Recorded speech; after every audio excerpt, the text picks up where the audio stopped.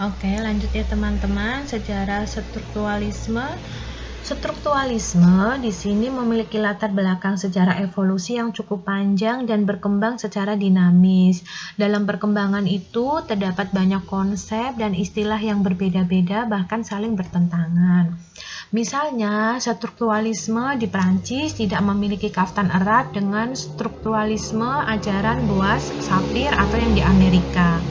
Akan tetapi, semua pemikiran strukturalisme dapat dipersatukan dengan adanya pembaruan dalam ilmu bahasa yang dirintis oleh Ferdinand.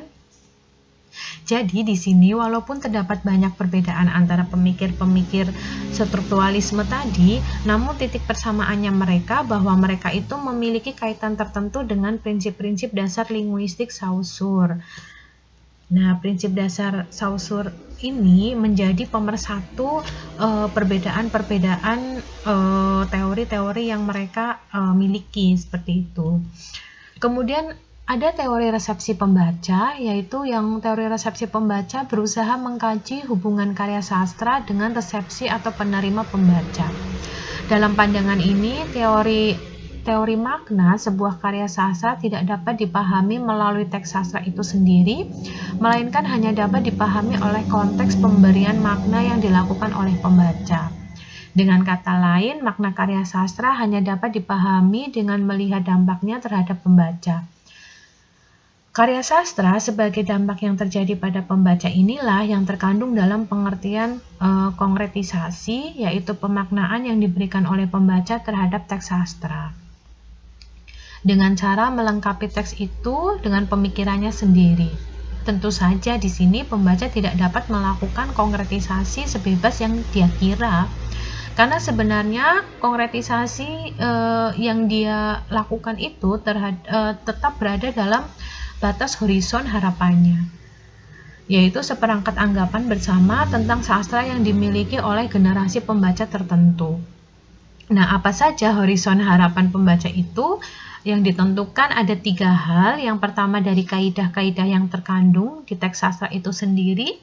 Kemudian 2, pengetahuan dan pengalaman pembaca dengan berbagai teks. Yang berikutnya adalah kemampuan pembaca menghubungkan karya sastra. Nah, butir ketiga ini, kemampuan pembaca menghubungkan karya sastra, itu ditentukan pula oleh sifat indeterminasi teks sastra, yaitu kesenjangan yang dimiliki teks sastra terhadap kehidupan real atau nyata. Kemudian, teori resepsi sastra beranggapan bahwa pemahaman kita tentang sastra akan lebih kaya jika kita meletakkan karya itu dalam konteks keragaman horizon harapan yang dibentuk dan dibentuk kembali dari zaman ke zaman oleh berbagai generasi pembaca.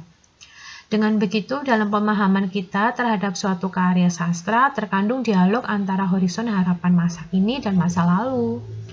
Jadi ketika kita membaca suatu teks sastra, kita tidak hanya belajar tentang apa yang dikatakan teks itu, tetapi lebih penting juga di sini kita belajar tentang apa yang kita pikirkan tentang diri kita sendiri, harapan-harapan kita, dan bagaimana pemikiran kita berbeda dengan pikiran generasi yang lain, generasi sebelum kita maksudnya. Semua ini terkandung dalam horizon harapan kita.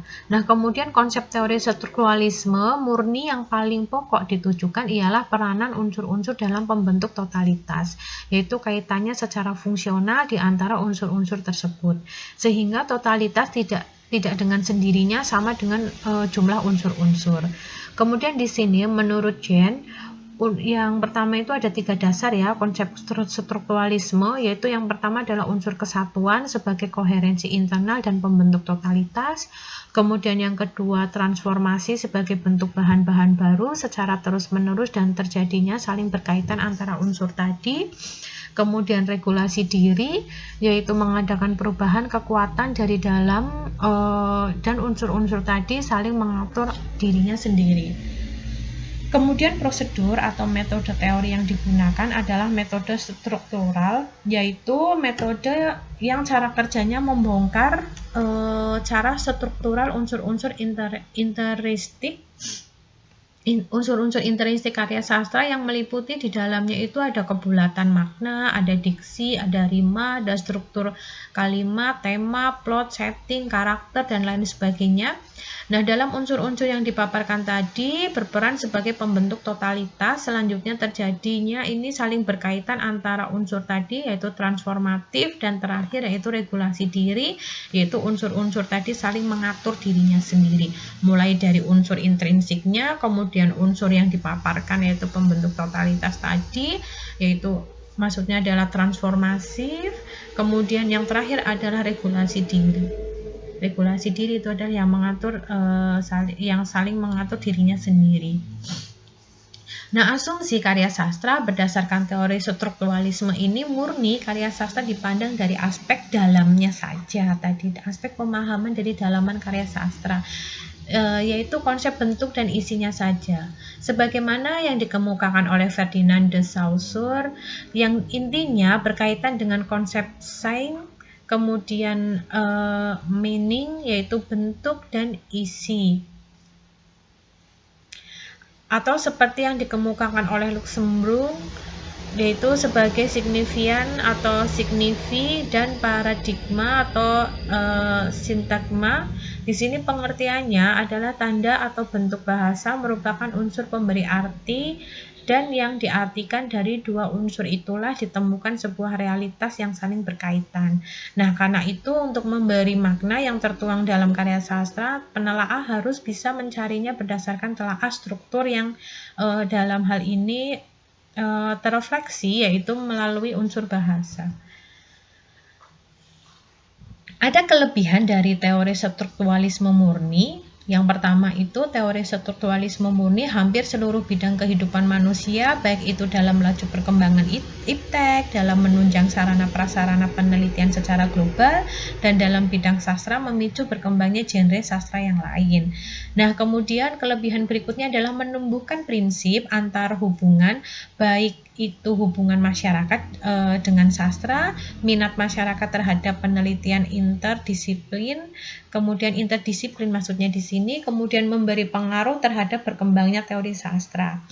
Kemudian dianggap sebagai salah satu teori modern yang berhasil membawa manusia pada pemahaman yang maksimal. Nah, kekurangannya juga pada teori strukturalisme ini murni disebabkan karena teori ini hanya menekankan otonomi dan prinsip objektivitas pada struktur karya sastra yang memiliki beberapa kelemahan, karena dipegang itu tanggapan dari pembaca itu sendiri, maka karya sastra menjadi maka karya sastra ini menjadi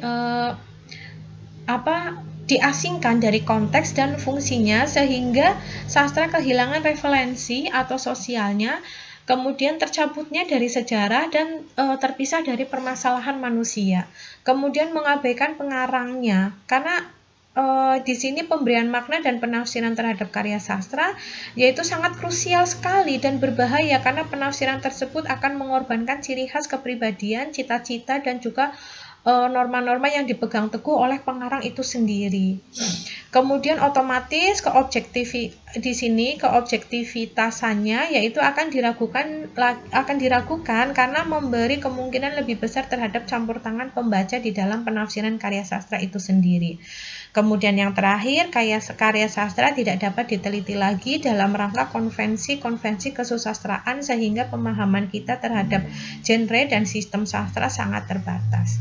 Gitu teman-teman dari sejarah strukturalisme, semoga bermanfaat ya.